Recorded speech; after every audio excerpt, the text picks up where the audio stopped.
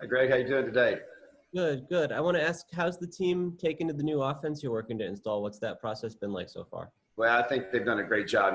I told them last night I was more than thrilled with the way that they absorbed information through Zoom. We had a lot of time spent with them on Zoom and teaching them, and really when you teach like that, you really only get a chance to teach one way. You don't get a chance to walk through it or, actually practice the play and feel the space and the kinesthetic part of learning. But they've done a really good job of learning it.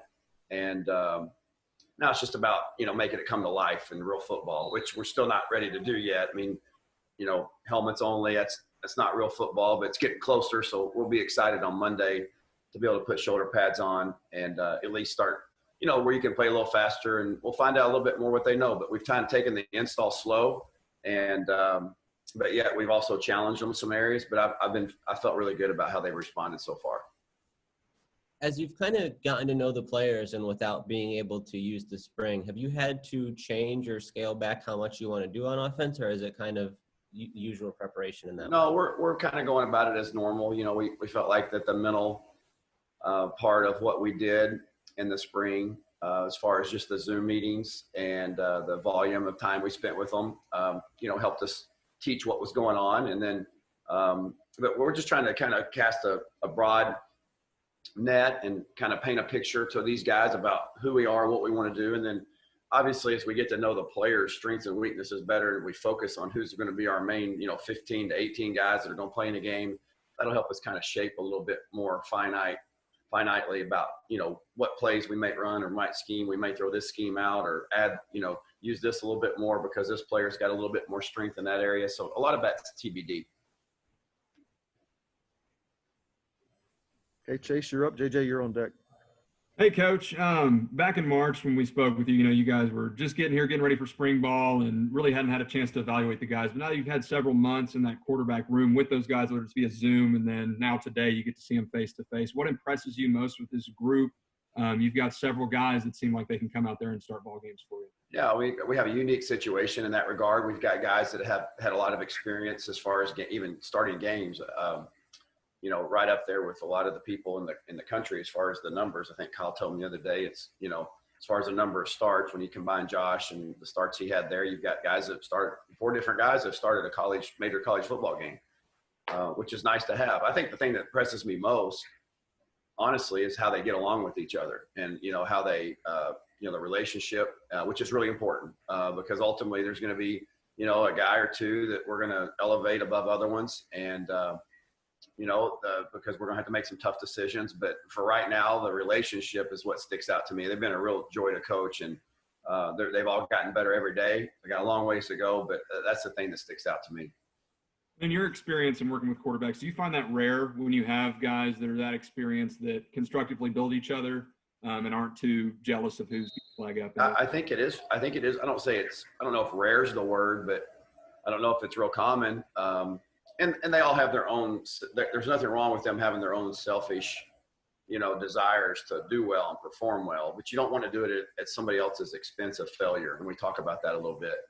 And they've really lived that. And so I've just been real pleased with that. And, but we've got a long way to go on the field, a lot of learning to do. Every meeting is a rush against time to get things taught. They've done a great job so far. And that's what fall camp's for, is to, we have a saying in our offense, that I stole for a guy I worked for years ago that, smart football players, they learn from their own mistakes. Brilliant football players, they learn from watching another guy's mistakes, and then the rest of you never learn. And we certainly don't want to be in that third category. And as many guys on our offense as we can get in one of those other 2 categories, the better off we're going to be. Excellent. Thanks, Coach Lunney. JJ? Coach, what's it been like trying to prepare the offense without knowing when your first game is going to be?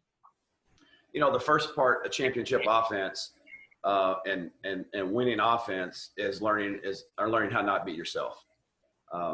That's the first part of it. And so, whatever the opponent is on the horizon, we control the controllables, but ultimately before, whoever they put, the 85 Bears or on defense or whoever it might be, we've got to learn how to approach the game and understand all the stuff that we can control before the ball snap. It's tough enough after the ball snap. You know, defenses are moving, they're spinning, they're blitzing, they got good personnel, they got good coaches and good schemes. You got to learn how to execute all the pre-snap stuff that has nothing to do with who you're playing. And so, you know, the fact that we don't have a first opponent right now, I mean, we do, but there's some, you know, we're still working through that. You know, we think we have our target set on who we're going to be playing, but the most important defense or the biggest opponent that we need to get ready for right now is ourselves. And so that's what we're focused on. That's what we're going to continue to focus on for a few weeks. Jeff had mentioned to us yesterday that he would like to kind of have some closure on that maybe by the time you guys scrimmage next week. Is that kind of the time frame you feel like in your head where you want to try and start, you know, preparing for an opponent? Yeah, for sure. Yeah, that would give you, you know, roughly probably 3.5 or 4 weeks, depending on the start date. I think that's very subjective at this point, which is way above my pay grade and of my interest. But yeah, I mean, I think, you know, in a normal year, you know, you've had summer preparation for the first opponent, the first two opponents. You've done a summer study on them, and we certainly had laid the groundwork in doing that for LSU. But this is not a normal year, you know. I mean, you keep hearing that over and over again, and that's the truth. It's a unique year, and so, you know, we may have 10 days to get ready for our new opponent. Now, I think it's going to be more cleaner than that, more clear. But, you know, it's just one of those other factors right now that you just improvise and adjust. You go with the flow, make the best of it. And so we're just going to, you know, our name is Jimmy. We'll take who they give me, and we'll go try to get after it. Thanks, Coach. Greg? Coach, how do you summarize each one of your quarterbacks in a nutshell? Do they each have like a standout trait or something that sets them apart? Yeah, I think they do. I think they do. I think they all have, you know, pretty obvious strengths. And then I'm still trying to figure out maybe, you know, where the other end of the spectrum is with those guys. You know, we all have deficiencies. I mean, every one of us is a player. There's no perfect player. There's no perfect coach. There's no perfect person. We all have deficiencies. And so I've seen some of those things jump out, you know, and I'd rather not just get into them detail by detail because I got a bunch of guys in that room. But they certainly all do have their, you know, I think experience jumps off with the four that have played. I mean, that's a great attribute, you know. But all the guys that are here, you can see those qualities. They all have redeeming qualities. And now it's just going to be a matter of piecing the puzzle together and who can take care of the football, who can have controlled aggression as a quarterback.